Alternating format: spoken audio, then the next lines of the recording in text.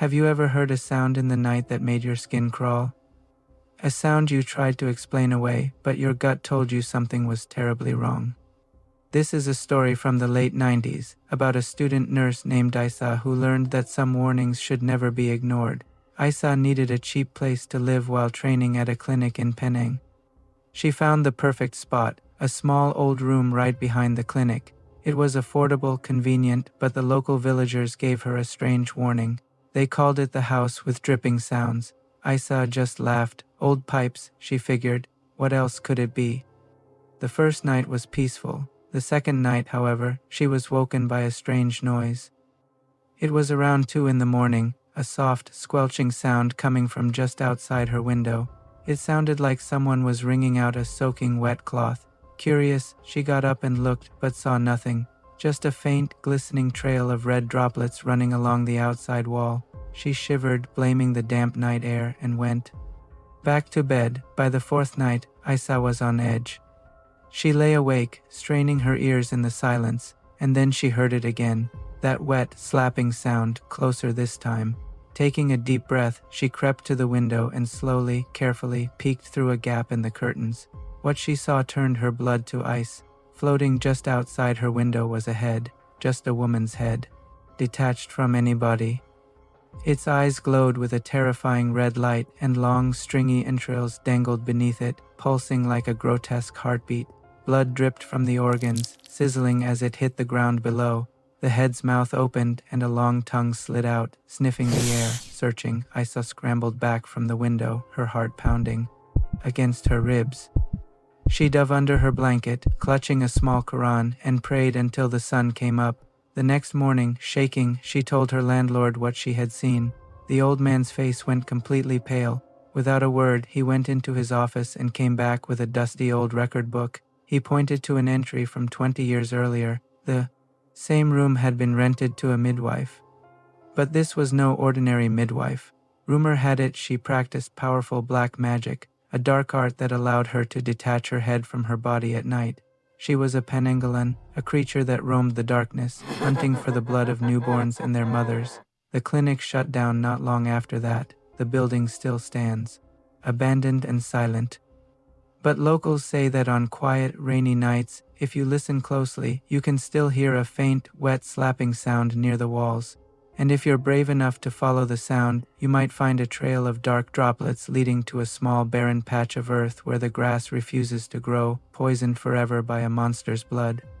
Thanks for watching. If you enjoyed this story, don't forget to like and subscribe for more tales from the shadows. Stay safe out there.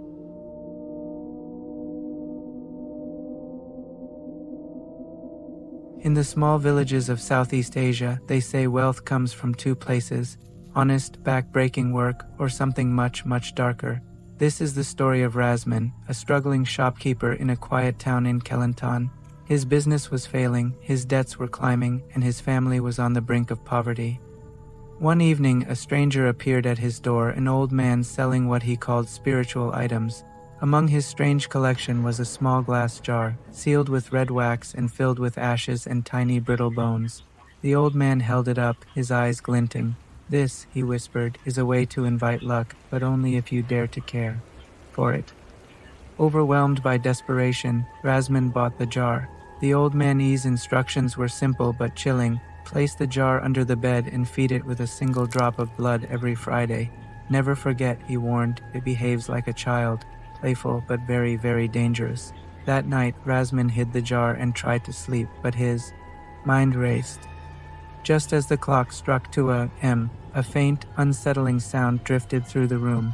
It was giggling, like a child laughing underwater. He froze, every muscle in his body tense. Then came small, scratching sounds, coming directly from under his bed. Trembling, he slowly leaned over the edge. What he saw made his blood run cold.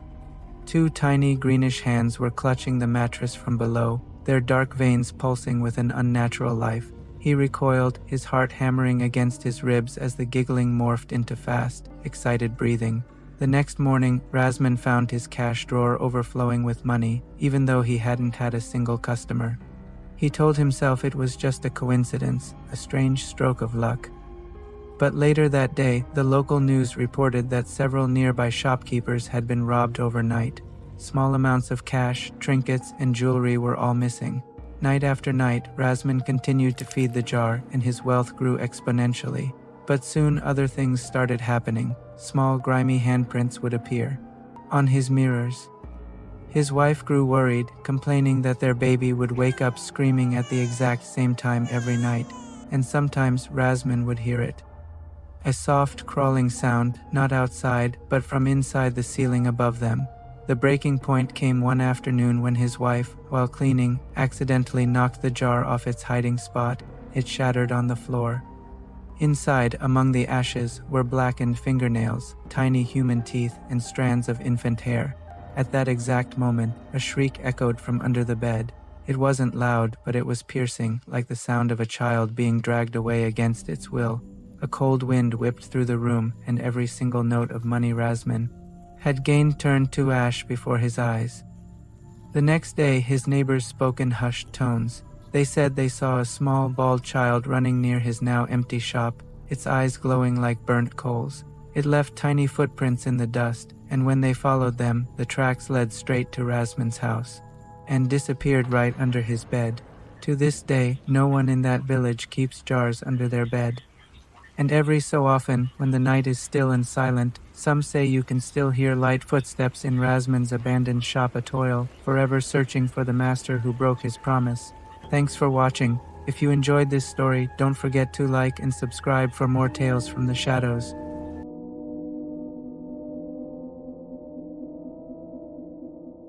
In Kedah, there's a small rural hospital that locals whisper about. It's not because of medical mistakes, but because of what walks its halls after midnight. Alia, a young nurse, had just started her posting there. Her first few weeks were peaceful, quiet nights and slow shifts. But on her 10th night, something felt different. Around 2:45 a.m., she heard a faint humming echoing from the maternity ward. The lights flickered, and the air grew so cold she could see her own breath. She cautiously peeked into the ward, but every bed was empty. There hadn't been a delivery in 2 days. The humming grew closer, soft and sorrowful, like a lullaby sung through tears. In the far corner, a cradle began to rock slowly, moved by an unseen hand. Alia's heart pounded in her chest. She whispered a prayer and took a step forward. The rocking stopped. Then a single strand of long black hair slid out from beneath the cradle's blanket, attached to nothing. She turned to run but froze. Soft weeping came from behind a curtain. "Please, don't take my baby," a woman's voice cried out. Alia hesitated. Her training urged her to help, but her gut screamed at her to stay away. The curtain drew back on its own. A woman sat on the bed, her back to Alia, with long black hair flowing down to her waist. Her hospital gown was stained dark at the hem, and her shoulders shook with quiet sobs. The sweet, cloying scent of frangipani flowers filled the air, a scent that had no place in a sterile hospital. "Puan," Alia whispered, her voice trembling. The woman stopped crying. The room fell silent. Then, in an unnatural, fluttering motion, she stood up. Her head tilted backward and backward until it faced Alia completely upside down. Her eyes were pale and sunken, her cheeks hollowed, and her mouth stretched into a grin that was far too wide. The lights burst, plunging the ward into total darkness.